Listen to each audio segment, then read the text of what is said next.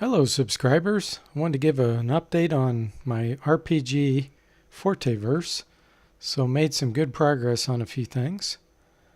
So first thing you'll notice I have some more graphical buttons, which is very simple of course. Going to create a party here. Let's make a knight.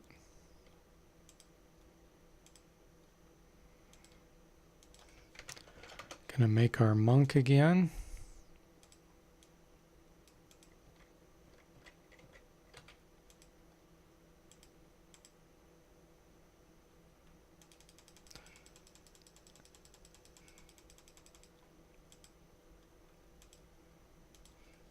Gonna make our troll.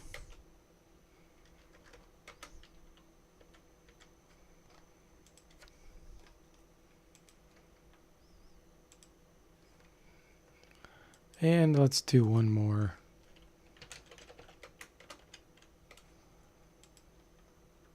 Let's make another knight.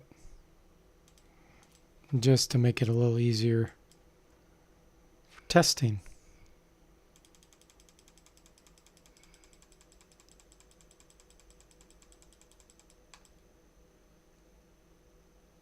Okay.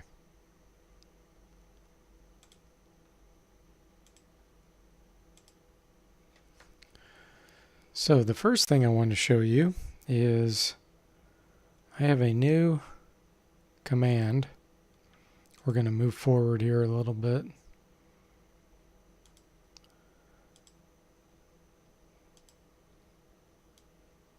And we're going to have Bruce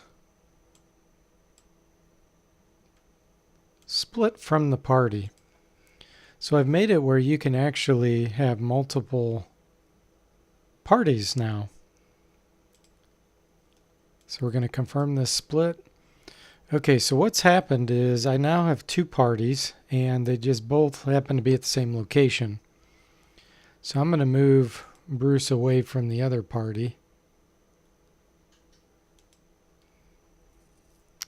And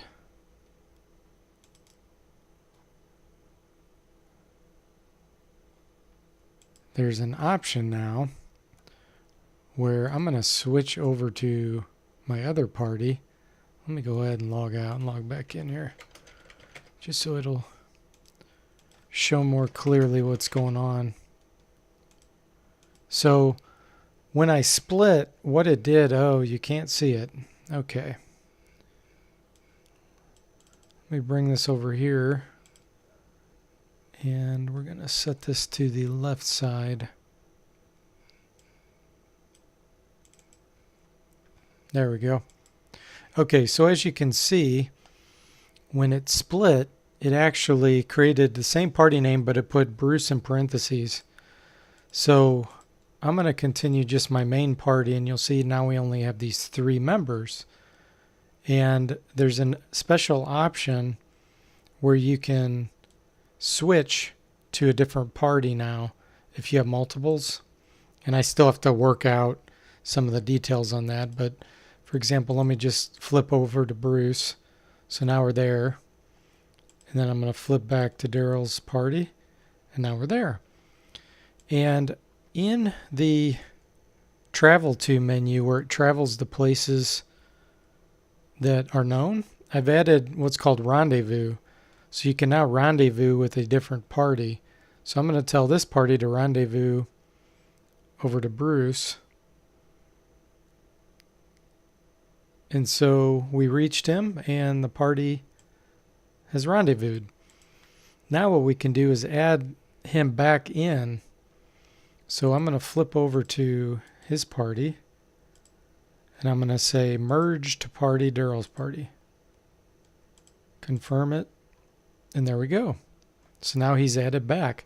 So the whole purpose of this is you're going to be able to split up your party into multiple parties and have them go off and do their own thing. So like let's say for instance you have a miner in your party and you want him to do some mining, but you don't want the rest of your party to be stuck there waiting or using some other skill in the cave, that's fine. You can have the miner go off, do his own thing, program his default actions also if you want, and then you could flip back and forth between the different parties. And as I said before, you could actually have multiples. You could split your 6-character party up into 3 parties of 2 or 6 parties of 1. And the messages that display down here will be for all your parties. So if one of your parties starts getting attacked or something happens that is an alert, you'll be notified. Now, the sound and graphics are most likely only going to be the active party. So essentially when you're controlling it with all the actions in the graphical interface. So that's the first thing I wanted to show. Now the next thing is I actually have sound working for combat. So what I'm going to do is I'm going to have my knight equip some armor so he can take a lot more hits than he would normally be able to take, so we can hear some of the sound effects.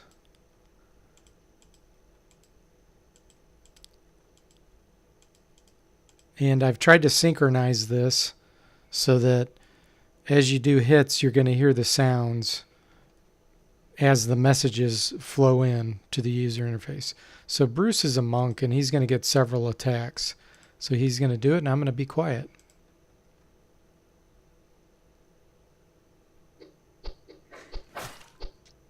So there we go. He had 3 attacks. He had 2 misses and 1 hit. Let's try it again.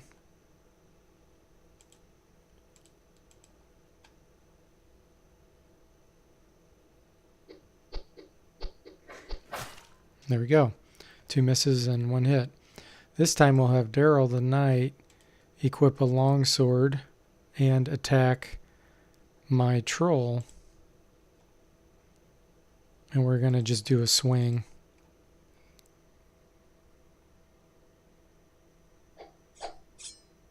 So there we go.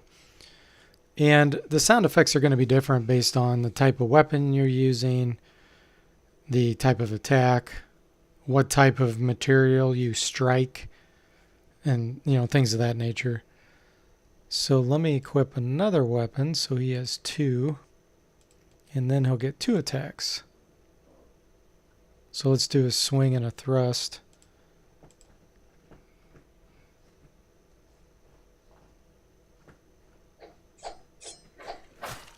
So there we go. It made different sounds based on the type of hit that was done there. So that's all functional. Pretty soon I'll add in sound effects for casting spells and as you walk around and all kinds of things like that. So anyway, I wanted to keep this video short and sweet just to show you some of the progression on the game.